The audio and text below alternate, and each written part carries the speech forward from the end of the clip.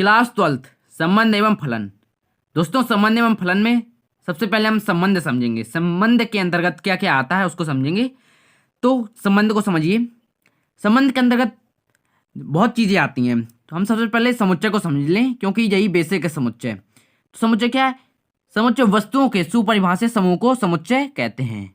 ठीक है, वस्तुओं के सुपरिभाषित समूह को समुच्चय कहते हैं। जैसे एक्स बराबर हमने मान लिया 12th क्लास के बच्चे, कुछ भी मान सकते हैं, 11th क्लास के बच्चे कुछ भी मान सकते हैं। ठीक है, तो ये समुच्चय आपको समझ में आ गया होगा। अब चलिए चलते हैं आगे। अब समझते हैं कृमित युग्म को। ये भी संबंध के अंतर्गत आता है।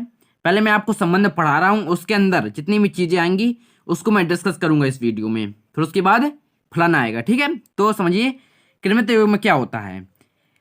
यदि समुच्चय में अवयवों का क्रम, समुच्चय मैंने आपको बताया था, इसलिए मैंने समुच्चय आपको पहले बता दिया ताकि आपको आगे कोई दिक्कत ना पड़े।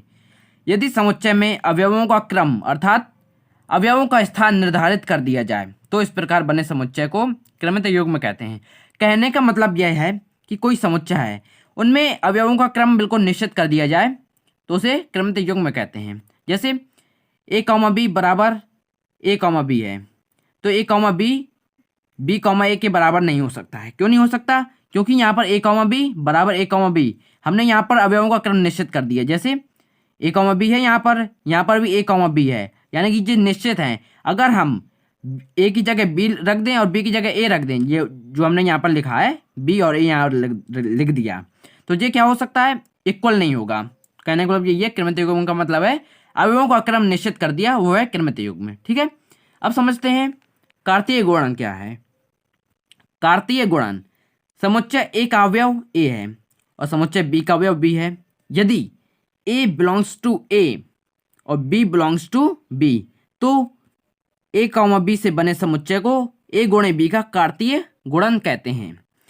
जैसे देखिए समुच्चय ए का अवयव ए हमने माना था और समुच्चय बी का अवयव हमने स्मॉल बी माना था।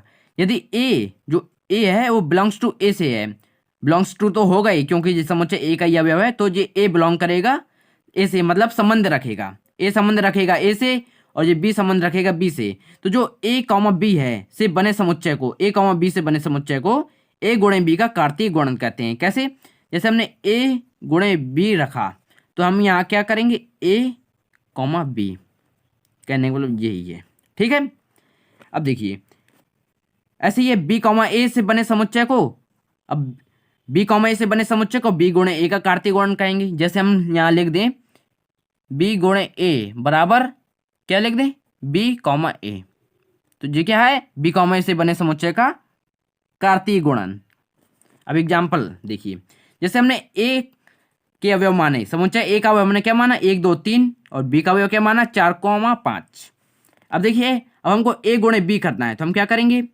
हमने एक समुच्चय को इस चिन्ह के द्वारा डिनोट करते हैं। तो अब देखिए संबंध क्या रख रहा है? 1,4 1,4 और 1,5। जब ए गुणे बी कर रहे हैं तो 1,4 आएगा, 1,5 आएगा। ठीक है, और 2,4 आएगा और 2,5 आएगा, 2,4 2,5। अब 3,4 आएगा, 3,5 आएगा, 3,4 3,5। तो ये ए गुणे बी कार्तीय गुणन हो गया। अब यहाँ देखिए अब बी गुणे ए अगर हमको करना हो, बी गुणे ए करना हो तो अब 4 1 से संबंध रखेगा, 4 2 से रखेगा, 4 3 से रखेगा, 4,1 4,2 4,3। अब 5 1 से रखेगा, 5 2 से रखेगा, 5 3 से रखेगा, तो 5,1 5,2 5,3। तो उम्मीद करता हूं दोस्तों कार्तीय गुणन भी समझ में आ गया होगा आपको। अब चलिए चलते हैं आगे। संबंध का प्रांत, परिसर तथा सहप्रांत। दोस्तों अभी आप सोच रहे होंगे ये जो मैं पढ़ा रहा हूँ प्रांत परिसर सहप्रांत कृमित युग्म कार्तीय गुणन जो मैंने अभी आपको पढ़ाया वो एनसीईआरटी में नहीं है। दोस्तों ये आप पढ़ लीजिए, क्योंकि ये बेसिक चीज़ें जो आपको पता होना चाहिए, ये कहीं ना कहीं आपको काम जरूर देगा। इसलिए मैंने इसको छोटे से वीडियो में बनाया है ताकि संबंध का थोड़ा बेसिक चीज़ें मैं इसमें बता दूं। और अगली वीडियो में संबंध के प्रकार बताऊंगा, क्योंकि एनसीईआरटी में संबंध के प्रकार से ही क्वेश्चन किए गए हैं और सीधे उसमें संबंध के प्रकार से ही टॉपिक दिया गया है और बताए गए हैं उसी के क्वेश्चन। दोस्तों ये आप पढ़ लीजिए, ये आपको बहुत फायदेमंद होगा। दोस्तों आपको संबंध के प्रकार की लिंक है वो डिस्क्रिप्शन में मिल जाएगी, आप वहाँ से जाकर के देख सकते हैं। तो आप पहले समझ लीजिए प्रांत क्या होता है।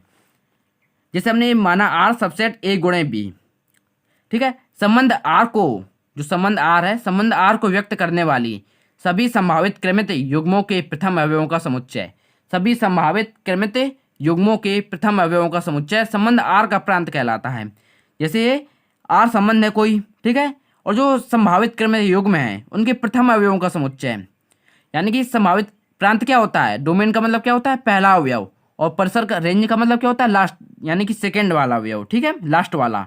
तो सभी संभावित क्रमिक युग्मों के प्रथम अवयवों का समुच्चय, प्रथम अवयव का समुच्चय संबंध आर का प्रांत कहलाता है। जैसे प्रांत आर, यहाँ पर आर सब्जेक्ट ए गुणे बी है, ठीक है, तो हमने यहाँ क्या लिया, एक्स सच दैट एक्स है जो वो बिलोंग करता है ए से बिलोंग करता है, और जो एक्स कॉमा वाई है, जो एक्स कॉमा वाई है वो बिलोंग करती है आर से। तो जी एक्स सच दैट जो है एक्स कॉमा वाई है बिलोंग्स करता है आर से, तो एक्स पहला अवयव है, तो हमने क्या किया, एक्स सच दैट एक्स, और ए भी पहला है यहाँ पर कार्तिक गुणन, तो सबसेट यानी कि x such that x belongs to A से, ठीक है। तो उम्मीद करता हूँ प्रांत समझ में आ गया होगा आपको।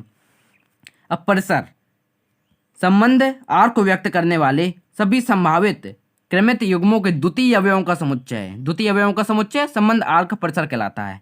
अब यहाँ देखिए परिसर आर है, तो यहाँ पर सेकेंड अवयव की बात हो रही थी, तो ये पहला अवयव था यहाँ, इसलिए हमने यहाँ पर एक्स सच दैट एक्स लिखा। अब ये दूसरा अवयव है परिसर, तो वाई सच दैट वाई और बिलोंग्स टू बी। अब बी दूसरा है यहाँ पर कार्तिक गुणन, बी दूसरा है ना, यहाँ ए पहला था तो हमने यहाँ पर बिलोंग्स टू ए लिखा, अब बी है दूसरा, यहाँ पर हम लिखेंगे द्वितीय अवयवों का समुच्चय संबंध आर का परिसर कहलाता है। तो आर क्या है, Y such that Y belongs to B, और जो एक्स वाई है वो बिलोंग्स करता है आर से। अब समझते हैं सह प्रांत, संपूर्ण समुच्चय बी संबंध आर का सह प्रांत कहलाता है, संपूर्ण समुच्चय बी संबंध आर का सह प्रांत कहलाता है, इसलिए परिसर है जो सबसेट सह प्रांत होती है। दोस्तों उम्मीद करता हूँ आपको समझ में आ गया होगा। दोस्तों जो आप नॉलेज ले रहे हैं वो कभी ना कभी काम जरूर आएगी, या तो कंपटीशन में आएगी, कहीं ना कहीं आती है, कभी घाटा नहीं होता है, इसलिए मैंने आपको ये बेसिक चीज़ें बता दी। और अगली वीडियो में संबंधों के प्रकार मैं बताऊंगा, उसकी लिंक डिस्क्रिप्शन में आप जा करके देख सकते हैं। तो दोस्तों अगर आप हमारे चैनल पर नए हैं तो चैनल को सब्सक्राइब करिए और बेल आइकन को भी प्रेस कीजिए नए वीडियो का नोटिफिकेशन पाने के लिए। दोस्तों अगर आपको वीडियो पसंद आया हो तो वीडियो को लाइक जरूर कीजिएगा। दोस्तों हम मिलते हैं अगली वीडियो में।